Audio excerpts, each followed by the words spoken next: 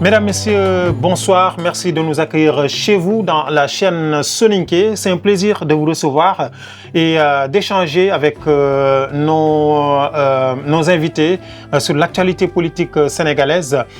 Aujourd'hui, nous avons le plaisir d'accueillir Madi Bathily. Il est originaire du département de Bakel.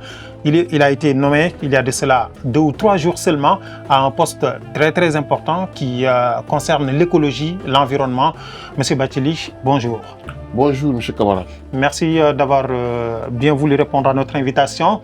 Vous avez été secrétaire général de l'université Assane Seck de Ziguinchor, mais aussi vous avez travaillé à l'université Gaston Berger de Saint-Louis. Vous êtes administrateur civil sortant de l'ENA. Vous êtes actuellement membre du PASTEF. Vous avez été fraîchement nommé secrétaire général de la Grande Muraille Verte et de la reforestation, si je ne m'abuse. Aujourd'hui, quelles sont vos ambitions par rapport à ce nouveau poste qui vous est confié par rapport à l'environnement qui est si important pour les Sénégalais? Monsieur Kamara, je vous remercie pour l'invitation que vous m'avez faite. Et comme vous l'avez rappelé, j'ai été récemment nommé secrétaire général de l'Agence sénégalaise de la reforestation et de la Grande Muraille Verte. C'est le lieu pour moi aussi de remercier les plus hautes autorités du pays, le président de la République, le Premier ministre, le ministre de l'Environnement pour la confiance qu'ils ont portée sur ma personne pour occuper ce poste de secrétaire général de l'Agence sénégalaise de la reforestation et de la Grande Muraille Verte. Je suis secrétaire général. Un secrétaire général, ce n'est pas lui qui dirige l'agence. Nous, on va s'occuper plus de l'administration. Je n'ai pas encore pris de fonction. Oui. Donc, sous peu, en rapport avec l'autorité, le directeur général, nous verrons ce qu'il y a de faire pour donner un nouveau souffle ou bien pour donner un plus grand souffle à la politique qui est liée à la reforestation et aussi à la Grande Muraille Verte. C'est ça. Votre poste aussi n'est pas négligeable. Même si vous êtes secrétaire général, vous êtes quand même en grande partie la courroie de distribution de ce département si important. La Grande Muraille Verte, ça fait longtemps qu'on entend parler de ce fameux Grande Muraille Verte, la reforestation. Et les Sénégalais s'y attendent, mais aussi le monde entier, puisqu'aujourd'hui, quand on parle d'écologie, ça concerne le monde entier. Le climat, on parle de l'environnement, mais aussi du réchauffement climatique, des changements climatiques, le désert qui avance, entre autres. Est-ce qu'on peut avoir une idée de ce que les Sénégalais attendent de cette Grande Muraille Verte qu'on entend depuis quand même plus de 10 ans aujourd'hui? Vous savez, l'Agence sénégalaise de la Grande Muraille Verte existe depuis les années 2000. Oui, depuis le régime d'Abdoulaye. Effectivement, depuis le début des années 2000. Parce qu'en vérité, c'est même vraiment une politique de l'Union africaine qui consiste à prendre en charge vraiment la question en fait de la désertification. Parce que du Sénégal à Djibouti, les États africains se sont rendus compte qu'il y a un problème vraiment environnemental parce que les forêts ont commencé à disparaître et c'est la raison pour laquelle c'est un projet d'abord continental. Et dans chaque pays, il a été aussi demandé de mettre en place une structure dans ces pays-là pour prendre en charge la question de l'environnement. C'est une question assez importante parce qu'au-delà même de la reforestation, mais il s'agit également de prendre en charge toutes les questions liées aussi au développement vraiment communautaire. Parce que ce sont des localités, en fait, la Grande Muraille Verte devrait traverser des communes. Si on prend l'exemple du Sénégal, c'est beaucoup de régions qui sont concernées. Et non seulement, il s'agit aussi de prendre en charge, en fait, la question de la reforestation, mais aussi pour que les populations qui se trouvent dans ces localités, notamment des jeunes, des femmes, puissent connaître aussi une économie vraiment qui se développe, puisse avoir une autosuffisance non seulement alimentaire, mais également puisse avoir des revenus liés un peu à l'exploitation des forêts. Des forêts. Mais depuis lors, vous l'avez dit, ça fait plus de 15 ans qu'on parle de ce fameux projet, plus de 20 ans d'ailleurs, je peux le dire. Aujourd'hui, est-ce qu'on peut avoir une idée de la situation de ce projet? Est-ce que ça a débuté? Où en est-il? Parce que quand même, les Africains qui sont concernés par ce fameux projet ont soif de savoir où en est-il exactement. Ça fait longtemps qu'on parle de la Grande Tout Muraille à fait. Vous savez, je l'ai rappelé tantôt. Aujourd'hui, on a demandé à chaque pays d'avoir une structure. Mhm. Le Sénégal a l'agence sénégalaise. Oui. Et quand même, comparativement à beaucoup d'autres pays, le Sénégal a fait beaucoup de progrès Mhm. en matière de reforestation, également en matière en fait de construction de cette grande muraille dont on parle. Mhm. Le Sénégal a fait un effort parce qu'au début même, il ne s'agissait pas d'une seule agence. Oui. Il y avait deux agences. Il y avait l'agence de la Grande Muraille Verte Oui. et puis il y avait également l'agence des éco-villages. Oui. On a regroupé ces deux agences Mhm. en une seule agence pour prendre en charge véritablement la question environnementale. Et ça aussi, cette question aussi, le Sénégal la prend en charge Mhm. avec l'accompagnement de partenaires Des partenaires. internationaux, Oui. notamment le PNUD, la Banque mondiale, etc. etc. Mhm. Alors, au Sénégal, il y a quand même beaucoup de plus-value. C'est-à-dire, il y a dans la plupart des localités de l'existant. Je pense au département de Bakel, d'où vous êtes originaire d'ailleurs, le village de Gandé, où on a effectué une excursion avec l'association Seine Immersion, Mamoudou Diakité, à qui je pense que vous connaissez bien, qui vit actuellement au Canada. Alors, cette forêt classée qui a été aménagée par ces pauvres villageois, le village de Gandé, à côté de Bakel, qui ont investi leurs propres moyens humains, financiers et matériels pour que cette forêt soit mise en place, qui est aujourd'hui menacée. Est-ce que votre direction peut faire quelque chose pour sauver cette forêt, qui est le seul poumon vert de cette zone? Tout à fait. Je disais que, vous savez, l'agence sénégalaise, c'est une agence nationale. C'est-à-dire, elle est là pour prendre en charge les préoccupations vraiment au niveau de tout le territoire sénégalais. Et pour cela aussi, elle mène une stratégie. Elle est en train de mener sa stratégie. Nous voulons d'arriver en rapport avec l'autorité, notamment la direction générale de l'agence. Il y a lieu de revisiter, d'évaluer toute cette stratégie déjà qui est mise en place. L'essentiel, c'est de parvenir à atteindre les objectifs assignés. Notamment veiller à la sauvegarde de l'environnement, mais notamment veiller également à ce que nos espaces soient reverdis. Parce qu'aujourd'hui, le désert, la désertification a atteint une certaine ampleur et il y a lieu également de corriger vraiment ce fléau-là. Maintenant, vous avez parlé également de la zone de Gandé. C'est vrai que dans tous les cas, il y a lieu de voir qu'est-ce qui sera fait à ce niveau. C'est de voir également ce qui peut être fait pour effectivement en fait prendre en charge la sauvegarde de cet espace dont vous parlez tout à l'heure, notamment à Gandé, mais de façon plus large dans le département de Bakel et également au niveau national. Dans tous les cas, je suis d'accord avec vous que c'est une question essentielle, la sauvegarde de l'environnement, parce que non seulement c'est veiller également à avoir des espaces agréables à vivre.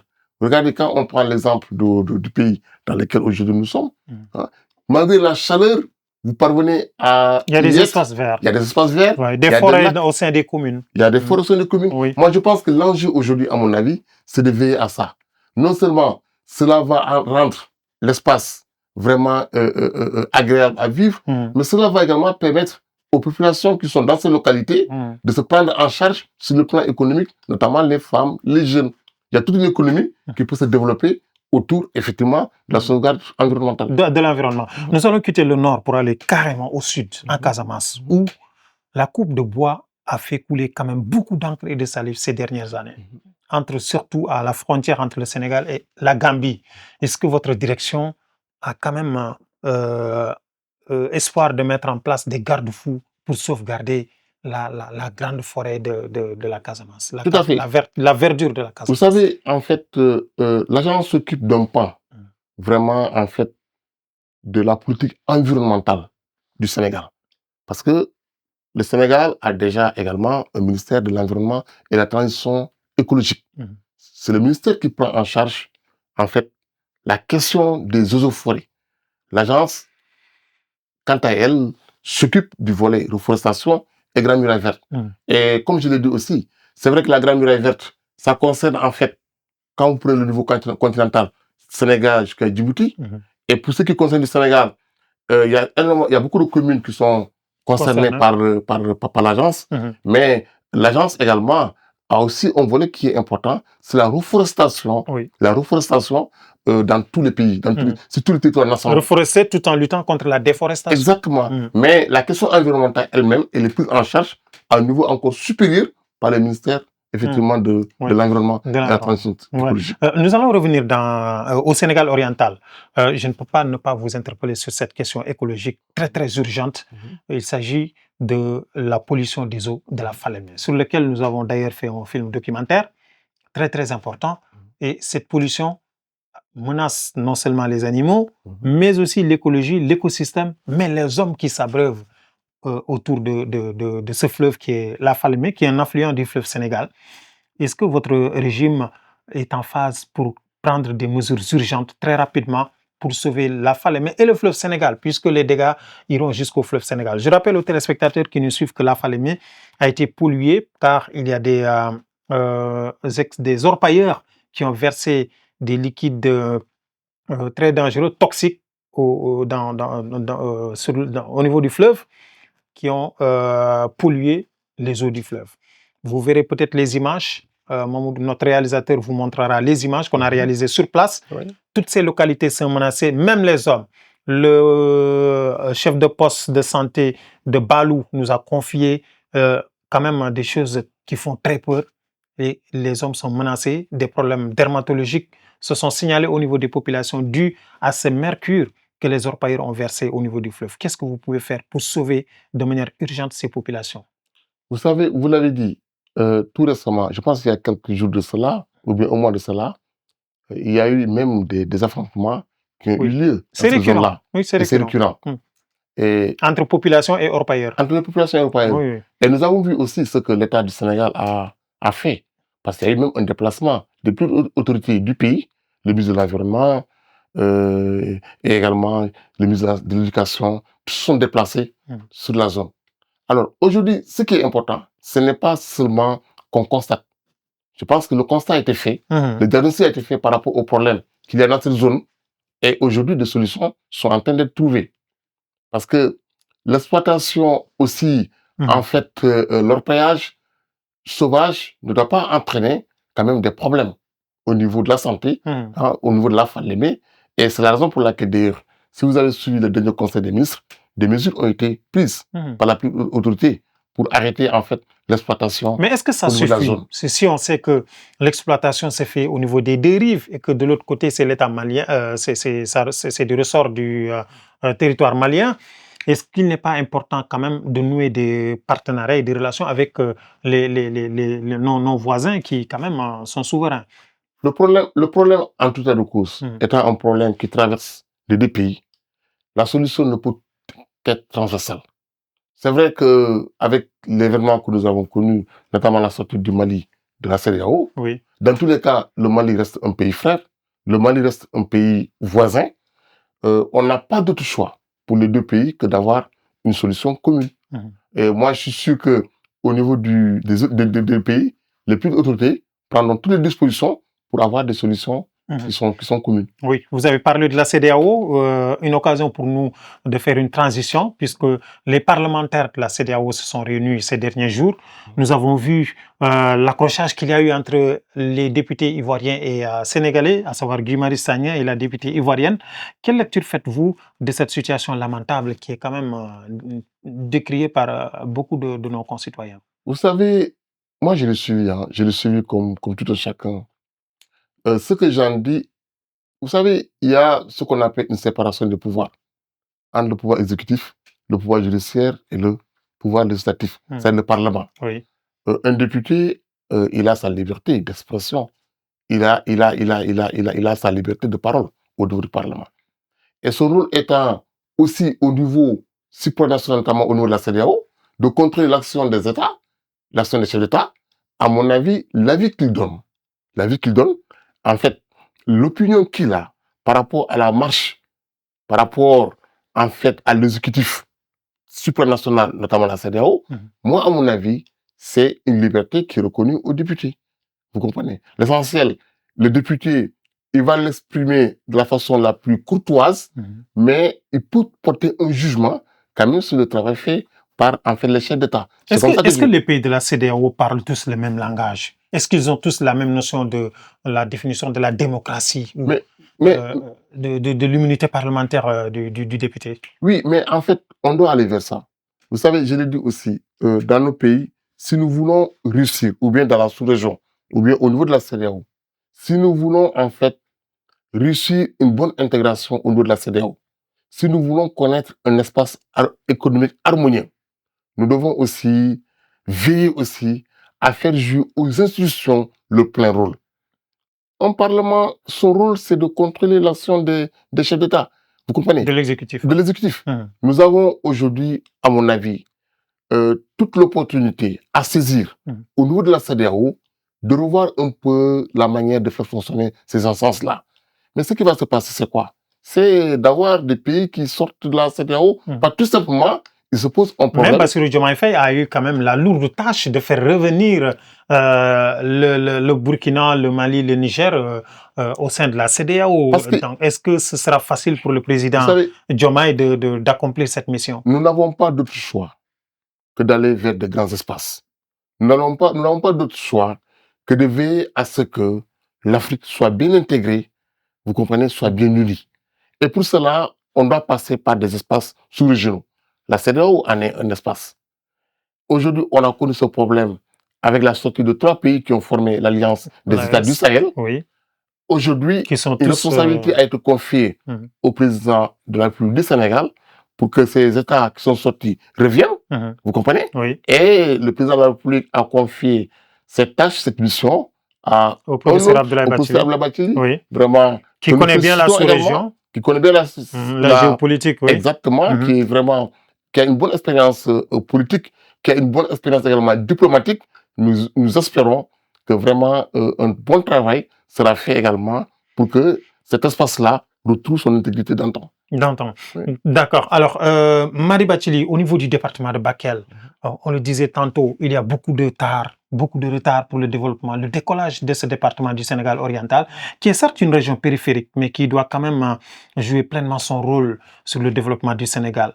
Qu'est-ce que vous comptez apporter à ce département pour que ses fils et filles soient vraiment fiers de cette localité? Vous l'avez dit, vous savez, quand vous regardez le département de Bakel par rapport quand même au reste du Sénégal, on est tous d'accord que le département a connu vraiment un certain retard dans son développement.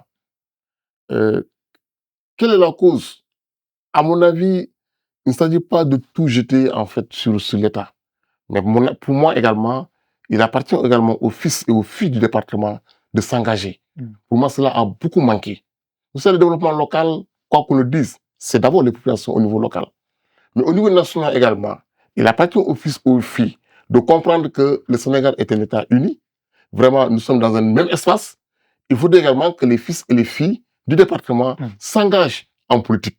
Et pourtant, vous avez connu beaucoup de cadres. Hein. Vous avez Cheikh Abdelkader Sissoko qui fut président de l'Assemblée nationale. On a connu d'autres cadres, professeur Abdoulaye Bathily qui fut plusieurs fois ministre. Ils ne sont pas nombreux. D'abord, c'est pourquoi vous les citez.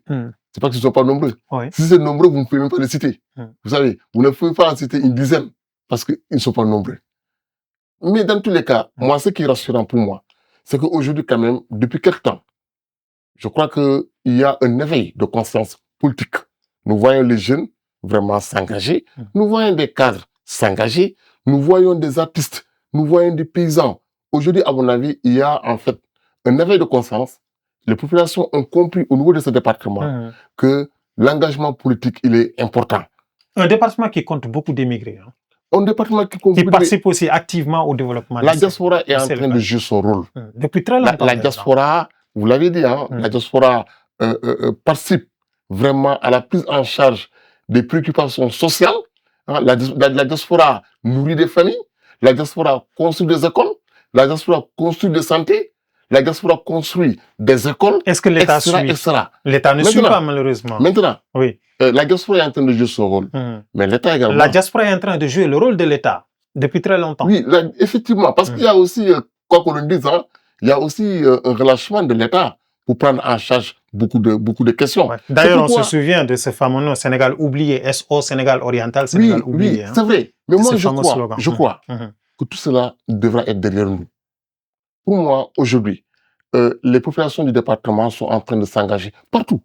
Moi, je suis aujourd'hui ici en France, c'est la diaspora, mais aussi au niveau local, les jeunes, tout le monde s'active.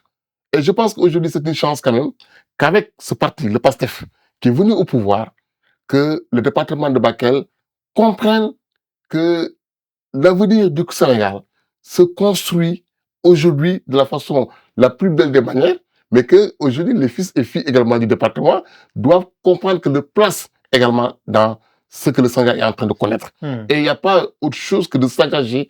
Et aujourd'hui, c'est la raison pour laquelle moi, qui ne faisais pas de la politique, je suis entré dans la politique et aujourd'hui je choisis ce PASTEF parce que je crois aussi au projet du PASTEF. Alors, il y a quelques entreprises seulement qui se trouvent dans ce département. Ils ne sont pas très nombreux. Dernièrement, l'entreprise Mapatenjuk qui a été qui a eu des sanctions par rapport au fisc, mais aussi qui, selon la société civile, ne respecte pas la responsabilité sociétale de l'entreprise, mais aussi l'environnement. Pensez-vous que votre régime pourra redresser des entreprises de ce genre pour vraiment veiller au bien-être des populations? Vous savez, aujourd'hui, ce qui importe, c'est que la vision aujourd'hui du chef de l'État est aujourd'hui de veiller à ce que le Sénégal soit un pays juste et prospère. Et vous savez, quand on dit juste et prospère, il faut y mettre tout. Il y a la justice, mais il y a également l'équité territoriale. Je pense que les entreprises qui doivent payer les impôts, vous comprenez, les entreprises également qui doivent respecter les questions environnementales, nous avons aussi, en fait, les attributs de l'État, notamment à travers le ministère de la Santé, à travers le ministère des Finances. Ces attributs permettent à l'État de veiller quand même au respect de tout cela. Et aujourd'hui, la responsabilité sociale des entreprises, vous l'avez dit, je pense que l'État va jouer son rôle, mais il appartient également au niveau local. Rappelez-vous de tout ce qu'on a dit par rapport à la loi sur le contenu local. Au niveau local également, les populations doivent s'ériger en bouclier pour que les entreprises qui y sont puissent respecter également en fait ce qu'elles doivent respecter. Ils sont en train de le faire, hein, parce que moi j'ai été alerté à plusieurs reprises par rapport à la situation de ces entreprises. Je pense à Fousseinou Diakité, qui est de la société civile du Sénégal oriental, qui tirait souvent sur la sonnette d'alarme. Alors, Bathily, la région fait partie de la région naturelle du fleuve Sénégal. Beaucoup d'eau, mais les agriculteurs se plaignent, malgré qu'ils ont des structures comme la SAED, le GERDER à côté, même si le GERDER est une ONG internationale. Pensez-vous que votre régime pourra vraiment secourir ces pauvres agriculteurs qui s'activent jour et nuit pour tirer leur épingle du jeu? Vous savez, moi, je suis avec beaucoup d'intérêt aujourd'hui les activités du ministre de l'Agriculture, M. Mabouba Diagne. Je suis dans un groupe Wassanar. Wassanar sont les anciens, les alumni de l'UGB. Même si je ne suis pas alumni de l'UGB, ayant occupé la fonction de secrétaire général, je suis dans le groupe. Et je suis aussi les activités qu'il est en train de faire pour donner à l'agriculture la place qu'il faut dans ce Sénégal que nous vivons. Et je le disais également, l'agriculture, aujourd'hui, doit permettre également au Sénégal d'atteindre l'autosuffisance alimentaire. Vous comprenez un peu? Et aujourd'hui, ce qui est important également, c'est que les populations qui s'adonnent à cette activité-là puissent se prendre en charge à travers l'agriculture. Et aujourd'hui, ce qui est fait est assez rassurant. Parce que dans tout ce qui est entrepris, on pense à ce que, au niveau de chaque localité, de chaque département, que nous ayons des domaines agricoles, hein, que nous ayons également des agropoles. J'espère qu'on ne va pas vivre les mêmes domaines agricoles qu'on avait connus avec le régime précédent. Parce que quand même, les domaines agricoles, les DAC, comme on les appelle communément, n'ont pas été du tout une réussite selon les populations. Vous savez, camarade, aujourd'hui, une chose, en fait, est diriger, en fait, des politiques. Mais une autre aussi est de les appliquer, de les exécuter. On peut avoir les meilleures intentions, on peut avoir de meilleurs projets que nous avons dans des documents, mais ce qui importe, c'est l'application. Et ce que nous avons vu jusque-là est très rassurant. Avec ce nouveau régime, il ne s'agit pas seulement d'avoir de bonnes intentions, mais il s'agit également de veiller à ce que cela soit appliqué. Et nous sommes en train de voir ensemble toutes les réalisations qui se font particulièrement dans le domaine de l'agriculture. Oui. même pour la distribution des engrais et du matériel agricole, des intrants agricoles, vous avez suivi. Oui, On a mais, mis, oui, on a mis on en a suivi, oui. contribution. Mais il est important, la maîtrise de l'eau est très, très important aussi, hein, franchement. Parce qu'un agriculteur a besoin avant tout de l'eau, hein, même si l'engrais est important aussi. Oui, aujourd'hui, qu'est-ce que Bakel manque? Bakel a la chance quand même d'avoir Des le fleuves. fleuve Sénégal, Des fleuves. il y a la Falémé, Oui. il y a des mares, Oui. vous comprenez? Nous avons des terres. Mhm. Vous voyez un peu? Très fertile. Maintenant, très fertile. Mhm. Maintenant, il y a seulement à attendre l'accompagnement de l'État. Et ce que nous sommes en train d'assister. Et même au niveau local, il y a des comités d'initiative vraiment qui se battent au niveau local avec l'appui de la SAED, avec l'appui des agriculteurs, avec l'appui d'autres acteurs, même qui sont au niveau de la diaspora, pour que l'agriculture soit une vraie réalité au niveau du département. D'accord. Et ce qui est fait, vraiment, me rassure, à mon avis. Ok, une toute dernière question. Vous avez parlé de la diaspora. Aujourd'hui, les Sénégalais de la diaspora veulent partir en vacances. C'est l'été, tout le monde part. Mais on a du mal à trouver un billet d'avion moins cher, malgré qu'il y a Air Sénégal. Franchement, les Sénégalais de la diaspora souhaiteraient que le président Diomaye Faye les aide à pouvoir aller facilement au Sénégal à un prix défiant toute concurrence. Mais j'espère que vous pourriez quand même aider les Sénégalais de la diaspora pour que ce message soit entendu, car ils en ont besoin. Vous savez, ce que vous dites est vrai. Mais moi, je suis persuadé qu'aujourd'hui, en fait, l'État est en train de travailler, en fait, sur l'exécution des politiques publiques. Vous avez entendu parler du projet. Oui. Et toutes ces questions seront prises en charge à ce niveau-là. Comment rendre, en fait, les déplacements des immigrés beaucoup plus faciles, notamment vers le Sénégal. Oui. Hein? En ouvrant le ciel sénégalais. La diaspora est une chance pour nos pays. Absolument. De tout ce qui doit faciliter, en fait, le déplacement, le bon insertion même au niveau du Sénégal doit être fait. Et à mon avis, cela sera fait. Aujourd'hui, l'État est en train de travailler, en fait, sur l'application, sur l'opérationnalisation de ce projet.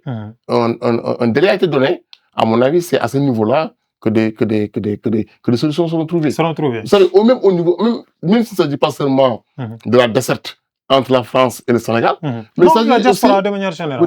Oui. Je disais que aussi, même au niveau local. Oui, bien sûr, une fois que vous êtes sur place, comment vous rendre vers vos localités. Oui. Mais ça aussi, à mon avis, des politiques seront menées pour voir comment rendre plus facile le transport, non seulement aérien, en Dakar et nos localités. Oui, mais ferroviaire peut-être. Ferroviaire aussi. Avec le transport de masse, oui. Exactement. Moi, je pense que tout cela va constituer un dispositif pour faciliter également en fait les déplacements de la diaspora vers nos localités. Merci beaucoup, M. Madi Bathily, qui est le nouveau secrétaire général de la reforestation et de la Grande Muraille Verte au Sénégal, qui a été nommé il y a de cela quelques jours. Madi, votre dernier mot? Moi, mon dernier mot, c'est vraiment d'abord de vous féliciter, vous, avec ce travail que vous êtes en train de faire. Merci. Parce qu'on sait que l'information, par la presse, la formation, c'est un volet très important pour nos qualités, notamment parce que nous avons une bonne diaspora ici au nord de la France. Mais mon dernier mot également s'adresse vraiment à mes parents, mes amis, aussi aux militants du PASTEF, qui comprennent que nous venons, non pas pour prendre la place des uns et des autres, mais nous estimons que chacun peut apporter sa pierre pour la construction de notre maison. Et quand on prend l'exemple du département de Bakel, la maison c'est quoi? C'est le département de Bakel. Parce que vous venez de la société civile.